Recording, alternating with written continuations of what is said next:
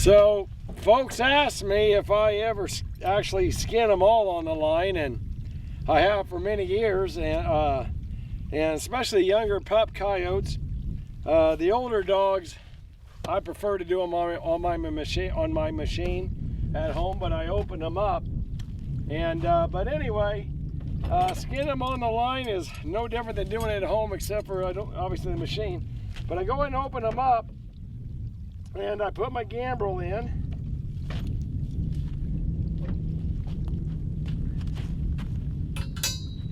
Hang it up, and then what I want to do is go ahead and start about where the white is on the tail, and just run that knife right up that to the vent. Then go around. In this case, it's a female, so go up around the vagina. I think it's a female. Yep. And then keep the belly side on the belly.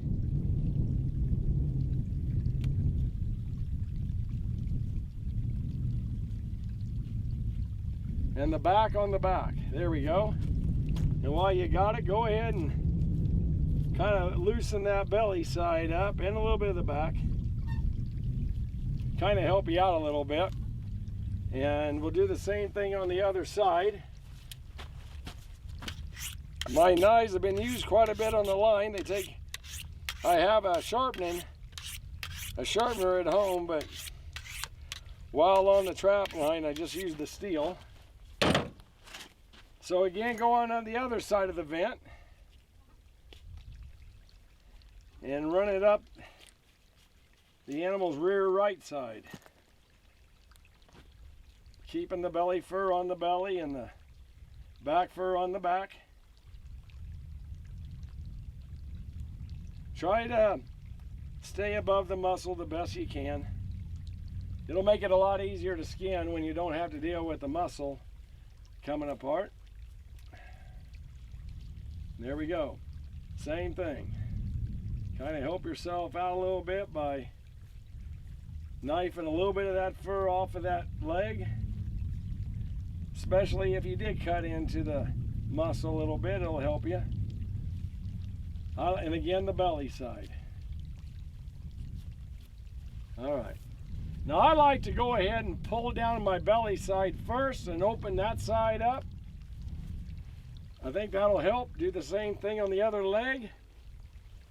And there's a little tendon in there. Go and get it cut. It'll make it easier pulling. So when you grab here, you go ahead and pull back on the belly side. When you pull, I try to grab it a couple times. I want to keep my hands close to what I'm pulling the hide off of, like right there. I'm going to go ahead and do it again. Re-grip and re-grip and pull that hide on down. Same thing with the belly, with the other leg. There. So now I have the animal nearly opened up. Try to get out of the way so you can see. And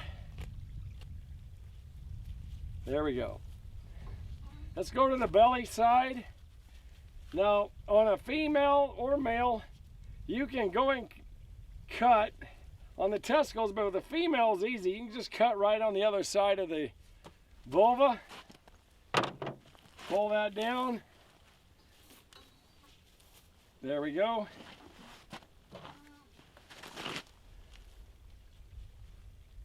Got the tail. We'll strip it now. Just like that. I go and put it away while I can. While the tail's open, or while I'm here, I'll go ahead and strip that tail. I'll split it out. Got that done. A lot of this is primarily just a lot of oomph. Get the belly pulled down a little bit. I can go ahead now and use my knee. And we need to get it beyond the shoulders. Grabbing the belly a little bit too and just lean.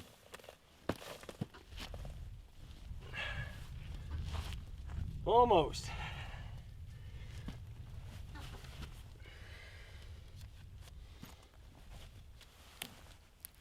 There we go. Now, I gotta pull down to the arms. I'm gonna take my steel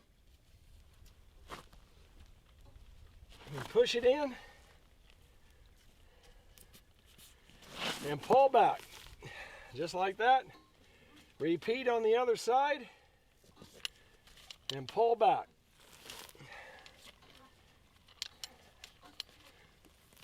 Got it. So that's about how much leg. It's plenty long. And cut the leg off. Yeah, I quit sawing legs a couple years ago. So now all that's left is get it down to the ears, which isn't hard. There we go. So now I'm down to my ears. This coyote's about done. Put that away. Put a little more edge on my knife.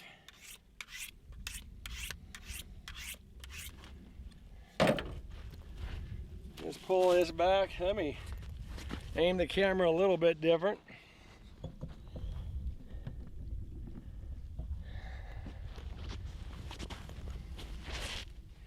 So just pull back and cut out your ears.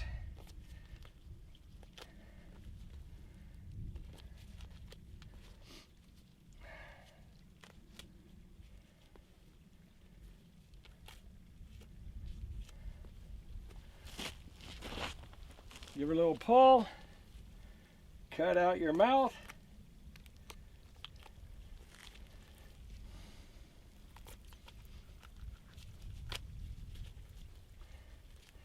Get it so you can get your finger in. There we go. Help yourself out, a little knifing right there. Help expose that eye. And cut up from underneath to expose that eye. There we go, one side done. Same thing with the other side. No big eyes, part of the time. All right, so I got the knife, I got the nose. Now it's just a matter of cutting off that bottom lip, which we don't need. I'm gonna give it a little tug. And now we're just basically severing tendons. And my coyote is done on the trap line. Nice and easy. And it's a beautiful pelt, just gorgeous. So I did one earlier, but my thing didn't come on. Look at that nice, beautiful pelt. Now I don't have any more work to do tonight besides getting this guy in a freezer. So, beautiful coyote, nice guard hairs.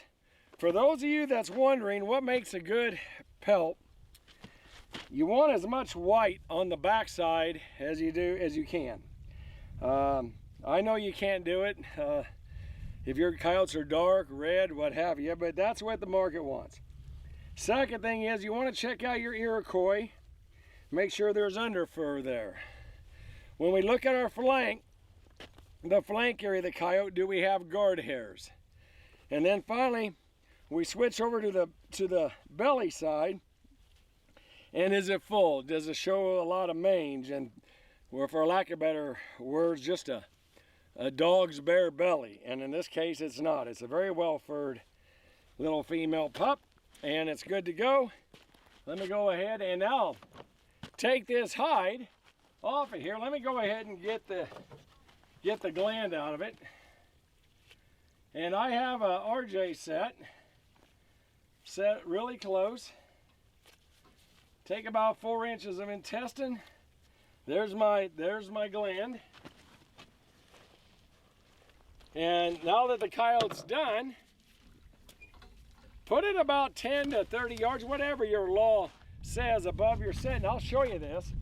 But I got the wind coming across. That'll get the coyote. I'm forgetting the camera doesn't swing without no one else here. So I'm gonna lay it out there. It'll be a visual attractant. Let the birds of prey come in, start feeding on them. Crows, ravens, magpies, you name it. Hawks and eagles. And as they're coming in, that'll draw a lot of interest by the coyote, wondering what dead carrion is over here. and you have some sets just downwind of it. So super deal. Let me put it out and I'll show you what I mean.